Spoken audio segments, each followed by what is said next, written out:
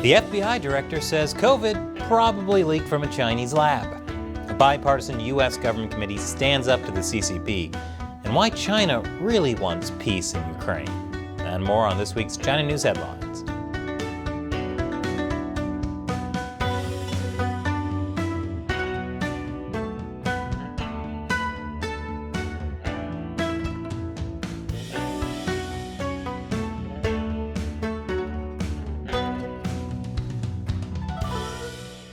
Welcome to China Uncensored. I'm Chris Chappell.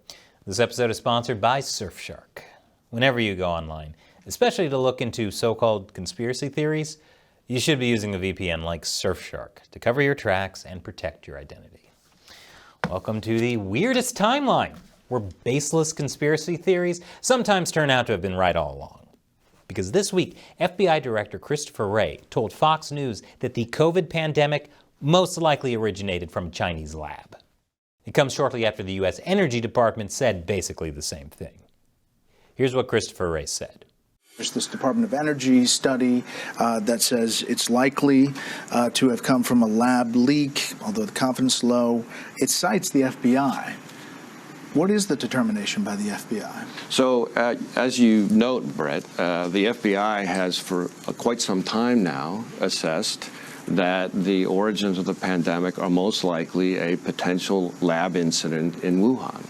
Wray wouldn't reveal the details that led the FBI to that conclusion. He did say that the FBI has a team of virologists and other specialists who are focused on biological threats. That's why the FBI's evidence points to an accidental lab leak from the Wuhan Institute of Virology. That being said, he's not claiming COVID was a Chinese bioweapon or that it was spread intentionally. Merely that it most likely leaked from a lab. I will just make the observation that the Chinese government, seems to me, has been doing its best to try to thwart and obfuscate the work here, the work that we're doing, the work that our U.S. government and close foreign partners are doing, and that's unfortunate for everybody. Wow.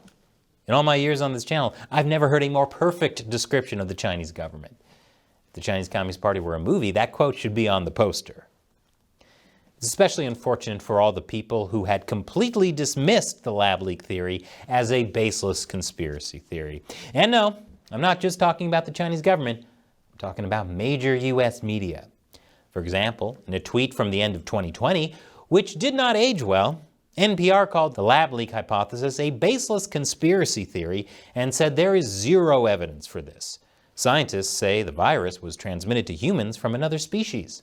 But as I've said, conspiracy theories sometimes turn out to have been right all along, especially when the theory was that a coronavirus leaked from a lab that was studying coronaviruses. It's not exactly a baseless theory. That's like saying, what do you mean the couch came from Bob's Discount Furniture? Don't be ridiculous. It was obviously given to us by bats or pangolins. So how confident is the FBI that COVID came from a Chinese lab? Moderately confident. Moderate confidence is a technical term. It means the FBI sees it as the most likely theory because the information is credible and plausible, but it acknowledges that there could be other ways to interpret the data. It's kind of like when a girl smiles at me at a bar. I'm moderately confident she's flirting, but there's a possibility she's actually laughing at a mustard stain on my tie. The Energy Department came to the same conclusion about COVID's origins, but with low confidence. Low confidence means that the information is scant or fragmented, and it's hard to draw a solid conclusion. But the Energy Department upgraded its stance from undecided because it now also sees the lab leak idea as the most plausible theory. The Energy Department oversees a system of laboratories across the U.S., some of which do research into virology. They have not found evidence that COVID was transmitted to humans from any specific animal or species. So yes, there's a lot of hedging, because in reality, no U.S. government agency knows for sure, but the Energy Department and the FBI each say an unintended lab leak is the most likely, and they arrived at those conclusions for different reasons. And they'll likely never be fully confident because the CCP doesn't exactly share evidence of their wrongdoing. They ditch it faster than girls at the bar ditch me when they see a mustard stain on my tie. I really need to stop eating hot dogs before club hopping. The Chinese government has never allowed an independent investigation into the origins of COVID. The Communist Party did allow a WHO team to visit the Wuhan lab more than a year after the outbreak, but the team was given little direct access to team members, and uniformed and plainclothes security guards stood watch. Their lab visit lasted only 3 hours. Gee, I wonder why they couldn't find any evidence of a lab leak. That'd be like police trying to solve the Nicole Brown Simpson murder case by showing up to the scene of the crime 13 months later and taking a quick look around and saying the killer must have been a bat or a pangolin. Meanwhile, my favorite Chinese state-run media, the Global Times, has jumped on these new lab leak revelations by publishing this rather confusing cartoon and accusing the U.S. of politicizing the origins of COVID-19. The Global Times says the U.S. is preparing political dirt bombs to attack China. As for the Energy Department's report, they responded, to be frank, low confidence basically means baseless, which, as I've explained, is not what low confidence means. It means the lab leak theory is still the most likely one, but there's incomplete evidence. I wonder if there's incomplete evidence because the Chinese government won't allow an independent investigation. Must be nice not letting anyone investigate your crimes. I asked if I could investigate the screams coming from his house, but he told me to stop politicizing it. There's nothing else I could do. China's new foreign ministry spokesperson Mao Ning said this week that China resolutely opposes any form of political manipulation about COVID's origins. And in a press briefing, she told reporters that it is the U.S. who should respond to the world's questions and concerns over Fort Detrick and its military and biological labs across the world.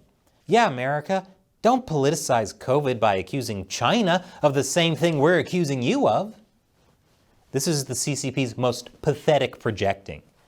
Even more pathetic than projecting missiles near Taiwan to try and seem strong. The only type of folks that do this are ones who have low confidence. And after the break, a group of U.S. Congress members stands up to the CCP. Welcome back. Some good news. This week, the U.S. House of Representatives' new China Select Committee held a hearing about the threats the U.S. faces from the Chinese Communist Party. The 3-hour live event featured talks from Democratic and Republican members of Congress, plus testimony from former U.S. security officials and Chinese rights activists. Sadly, I wasn't invited. This is the biggest snub since Tommy Wiseau wasn't nominated for an Oscar. Everybody betray us. The hearing even had a couple of hecklers from the anti-war group Code Pink. Your sign is upside down. It's the biggest threat to this country and the world. We need to address that with China. Anyway, the point of the committee is to counter CCP threats. Here's committee chairman, Republican Congressman Mike Gallagher. The Select Committee will not allow the CCP to lull us into complacency or maneuver us into submission. And here's ranking committee member, Democratic Congressman Raja Krishnamurti. We must practice bipartisanship and avoid anti-Chinese or Asian stereotyping at all costs. We must recognize that the CCP wants us to be fractious, partisan, and prejudiced. In fact, the CCP hopes for it. But what they don't get is that the diversity of our viewpoints and backgrounds is not a bug in America's operating system. It is our defining feature and strength. Wow, that's actually really nice. Finally, something that can actually bring Americans together from both sides. So, how did the U.S. media report on this bipartisan teamwork? By highlighting the partisan divide. No. Did Politico not actually watch the hearing? They wrote that Republicans focused on Beijing as an existential threat, while Democrats pushed strengthening U.S. competitiveness. Yes, but having different perspectives on why America should stand up to the CCP is the committee's strength, not its weakness. We must recognize that the CCP wants us to be fractious, partisan, and prejudiced. Good job, mainstream media. That article is like when a kid does a book report on a book they never read. So, 1984 is a book about the year that saw the release of Ghostbusters, Gremlins, and The Terminator. The end. Speaking of the media, Reuters. It's a UK-based newswire service that reports from China, among other places. Apparently, some hackers pretended to be Reuters reporters and created fake social media accounts to approach Chinese activists. Man, who would pretend to be a real reporter just to try and push an agenda? You know, besides many of the actual staff at CNN and Fox News. These impersonators appear to have started last November and were seeking information about a group linked to protests against China's strict COVID-19 controls. Well, this past week, one of those activists they targeted caught on to the scam. It was Badio Cao, a Chinese-Australian artist who we've had on our podcast, China Unscripted. And yes, we have a weekly podcast on a separate channel. Link is below. Everyone has a podcast these days, even churches. If you think about it, they're basically just live podcasts for Bible fans. Badio Cao tweeted that he had been approached on Telegram by someone asking for information on a Chinese-language online platform called Citizens Daily that carries protest art. Who was behind the scam? We don't know, because after Badio Cao exposed it, they deleted everything. But an administrator at Citizens Daily said they suspected Chinese state involvement. And given this is China we're talking about, I can say it was them with moderate confidence. Speaking of scams, a new report from the company CrowdStrike shows that China-linked groups are the most active cybersecurity threat to the U.S.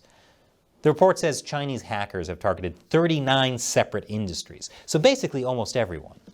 Maybe even the anime body pillow industry.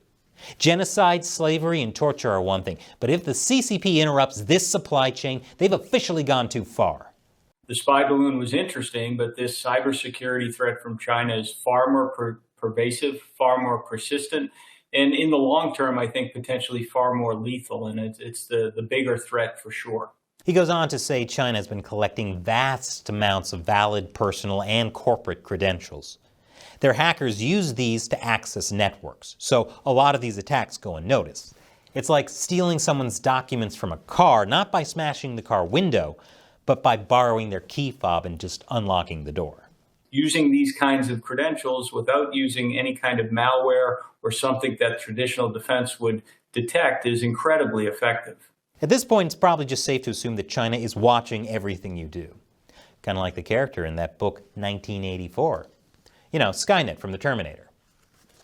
And after the break, the Chinese military is doing a lot worse than just hacking. Welcome back. The Chinese military is once again threatening Taiwan. On Wednesday, they sent 25 Chinese planes and 3 warships towards the island. 19 of those Chinese planes crossed into Taiwan's air defense identification zone, which meant Taiwan had to scramble its own fighter jets in response. The Chinese People's Liberation Army has been doing this kind of thing constantly. It's called gray zone warfare.